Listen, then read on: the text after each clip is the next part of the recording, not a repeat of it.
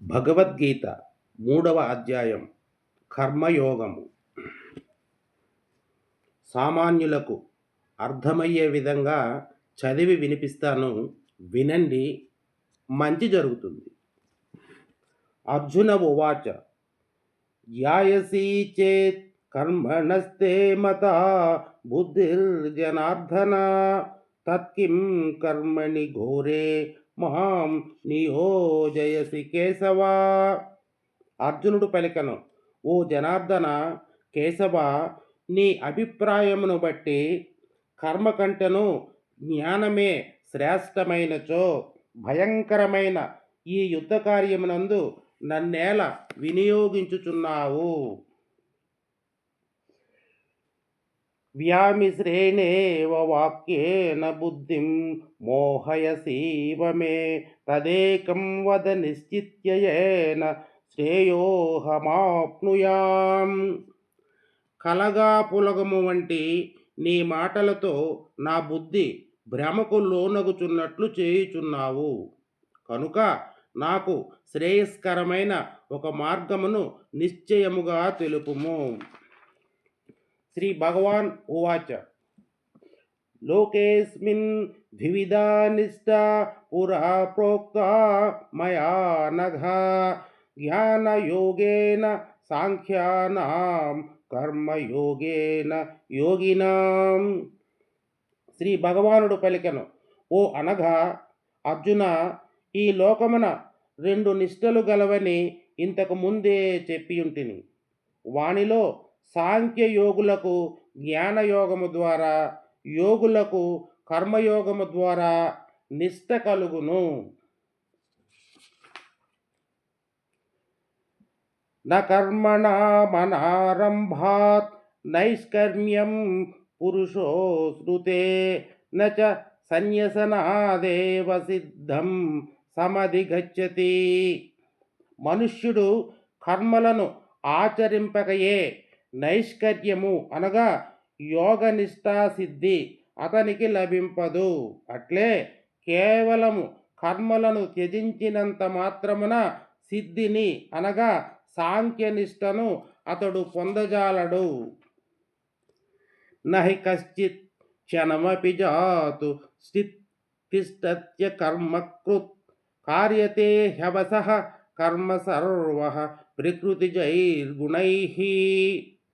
ఏ మనుష్యుడైనను ఏ కాలమునందైనను క్షణమాత్రము కూడా కర్మలను ఆచరింపకుండా ఉండలేడు. ఇందు ఎట్టి సందేహమునకు తావులేదు. ఏలనన మనుష్యులందరూ ప్రకృతి జనితములైన గుణములకు లోబడి కర్మలను చేయుటకు బాధ్యులగుదురు. ప్రతి వ్యక్తియు కర్మను ఆచరింపవలసియే యుండును. కర్మేంద్రియాణి సంయమ్య య ఆస్తే మనసా స్మరన్ ఇంద్రియార్థాన్ విమూఢాత్మా మిథ్యాచారః స ఉచ్యతే. బలవంతముగా బాహ్యముగా ఇంద్రియ వ్యాపారములను నిగ్రహించి మానసికముగా ఇంద్రియ విషయములను చింతించునట్టి మూఢుని మిథ్యాచారి అనగా దంభి అని అందురు. యస్వింద్రియాణి మనసా నియమ్యారభతే అర్జున కర్మేంద్రియైః కర్మయోగం అసక్తః స విశిష్యతే. కానీ అర్జున, మనసుతో ఇంద్రియములను వశపరుచుకొని అనాసక్తుడై ఇంద్రియముల ద్వారా కర్మయోగాచరణమును కావించు పురుషుడు శ్రేష్ఠుడు. నియతం కురు కర్మత్వం కర్మజ్యాయో యః కర్మణః శరీరయాత్రాపి చ తేన ప్రసిద్ధ్యేద కర్మణః. నీవు శాస్త్రవిహిత కర్తవ్య కర్మలను ఆచరింపుము. ఏలనన కర్మలను చేయుకుండుట కంటెను చేయుటయే ఉత్తమము. కర్మలను ఆచరింపనిచో నీ శరీర నిర్వహణము కూడా సాధ్యము కాదు. యజ్ఞార్థాత్ కర్మణోన్యత్ర లోకోయం కర్మబంధనః తదర్థం కర్మ కౌంతేయ ముక్త సంగ సమాచర. ఓ అర్జున, యజ్ఞార్థము చేయబడు కర్మలలో గాక ఇతర కర్మల యందు నిమగ్నులగుట వలన మనుష్యులు కర్మబంధములలో చిక్కుపడుదురు. కనుక నీవు ఆసక్తి రహితుడవై యజ్ఞార్థమే కర్తవ్య కర్మలను చక్కగా ఆచరింపుము. సహ యజ్ఞాః ప్రజాః సృష్ట్వా పురోవాచ ప్రజాపతి అనేన ప్రసవిష్యద్వం ఏష ఓస్విష్ట కామధుక్. కల్పాదియందు బ్రహ్మదేవుడు యజ్ఞ సహితముగా ప్రజలను సృష్టించి మీరు ఈ యజ్ఞముల ద్వారా వృద్ధి చెందుడు.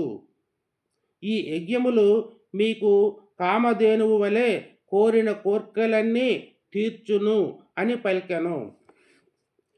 దేవాన్ భావయతానేన తే దేవా భావయంతు వః పరస్పరం భావయంతః శ్రేయః పరమవాప్స్యత. ఈ యజ్ఞముల ద్వారా మీరు దేవతలను తృప్తిపరచుడు మరియు ఆ దేవతలు మిమ్ములను అనుగ్రహింతురు. నిస్వార్థ భావముతో మీరు పరస్పరము సంతృప్తి పరచుకొనుచు పరమ శ్రేయస్సును పొందగలరు అని పలికెను. ఇష్టాన్ భోగాన్ హి వో దేవా దాస్యంతే యజ్ఞభావితాః తైర్దత్తాన ప్రదాయైభ్యో యో భుంక్తేస్తేన ఏవ సహ. యజ్ఞముల ద్వారా సంతృప్తిని పొందిన దేవతలు మీకు మానవులకు అయాచితముగానే ఇష్టములైన భోగములను ప్రసాదించెదరు. ఈ విధముగా దేవతలచే అనుగ్రహింపబడిన ఈ భోగములను ఆ దేవతలకు నివేదన చేయక తానే అనుభవించువాడు నిజముగా దొంగయే. యజ్ఞశిష్టాసినః సంతో ముచ్యంతే సర్వకిల్బిషైః భుంజతే తే త్వఘం పాపాయే పచంత్యాత్మకారణాత్. యజ్ఞశిష్టాన్నమును తిను శ్రేష్ఠ పురుషులు అన్ని పాపముల నుండి ముక్తులయ్యెదరు. తను శరీర పోషణ కొరకే ఆహారమును సిద్ధపరచుకొని అనగా వండుకొని పాపులు పాపమునే భుజింతురు.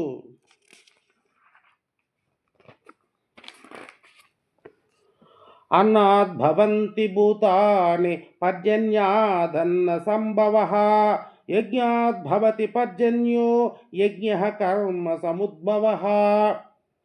కర్మ బ్రహ్మోద్భవం విద్ధి బ్రహ్మాక్షర సముద్భవం తస్మాత్ సర్వగతం బ్రహ్మ నిత్యం యజ్ఞే ప్రతిష్ఠితం.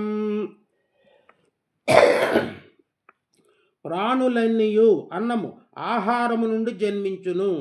అన్నోత్పత్తి వర్షముల వలన ఏర్పడును. యజ్ఞముల వలన వర్షములు కురియును. విహిత కర్మలు యజ్ఞములకు మూలములు. వేదములు విహిత కర్మలకు మూలములు. వేదములు నిత్యుడైన పరమాత్మ నుండి ఉద్భవించినవని తెలుసుకొనుము. అందువలన సర్వవ్యాపియు అవ్యయుడు అయిన పరమాత్మ సర్వదా యజ్ఞముల యందే ప్రతిష్ఠితుడై ఉన్నాడు. ఏవం ప్రవర్తితం చక్రం నామవర్తయతి హయః అఘాయురింద్రియారామో మోఘం పార్థ సజీవతి. ఓ అర్జున, ఇట్లు పరంపరాగతముగా కొనసాగుచున్న సృష్టి చక్రమునకు అనుకూలముగా ప్రవర్తింపనవాడు అనగా తన కర్తవ్యములను పాటింపక ఇంద్రియ సుఖలోలుడైన వాడు పాపి. అట్టి వాని యొక్క జీవితము వ్యర్థము. యస్వాత్మరతిరేవ స్యాత్ ఆత్మతృప్తశ్చ మానవః ఆత్మన్యేవ చ సంతుష్టః తస్య కార్యం న విద్యతే. సచ్చిదానంద ఘన పరమాత్మ ప్రాప్తినందన జ్ఞాని అయిన మహాత్ముడు నిత్యమైన ఆత్మయందే రమించును. అతడు పూర్ణకాముడు కనుక ఆత్మయందే తృప్తి నొందును. అతడు ఆత్మయందే నిత్య సంతుష్టుడు. అట్టివానికి ఎట్టి కర్తవ్యమును ఉండదు. నైవ తస్య కృతేనార్దో నా కృతేనేహ కశ్చిన నాస్య సర్వభూతేషు కశ్చిదర్ధవ్యపాశ్రయః. అట్టి మహాత్ముడు ఈ జగత్తునందు కర్మలు చేయుట వలనను చేయకుండుట వలనను అతనికి ఎట్టి ప్రయోజనము ఉండదు. అతనికి సర్వ ప్రాణులతోడను స్వార్థపరమైన సంబంధము ఏ విధముగాను ఏమాత్రము ఉండదు. తస్మాదసక్తః సతతం కార్యం కర్మ సమాచర అసక్తో హ్యాచరన్ కర్మ పరమాప్నోతి పూరుషః. అందువలన నీవు నిరంతరము ఆసక్తిరహితుడవై కర్తవ్య కర్మలను చక్కగా ఆచరింపుము. ఏలనన ఆసక్తిని వీడి కర్మలను సదా ఆచరించు మనుష్యునకు పరమాత్మ ప్రాప్తి కలుగును. కర్మణైవ హి సంసిద్ధం అస్థితా జనకాదయః లోక సంగ్రహమేవాపి సంపశ్యన్ కర్తుమర్హసి.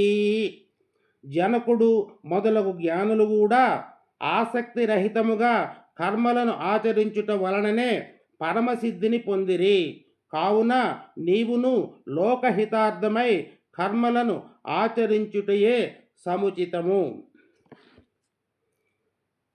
యద్యదాచరతి శ్రేష్టః తత్తదేవేతరో జనః స యత్ప్రమాణం కురుతే లోకస్తదనువర్తతే. శ్రేష్ఠుడైన పురుషుని ఆచరణమునే ప్రవర్తననే ఇతరులను అనుసరింతురు. అతడు నిలిపిన ప్రతిష్ఠించిన ప్రమాణములనే లోకులందరూ పాటించెదరు.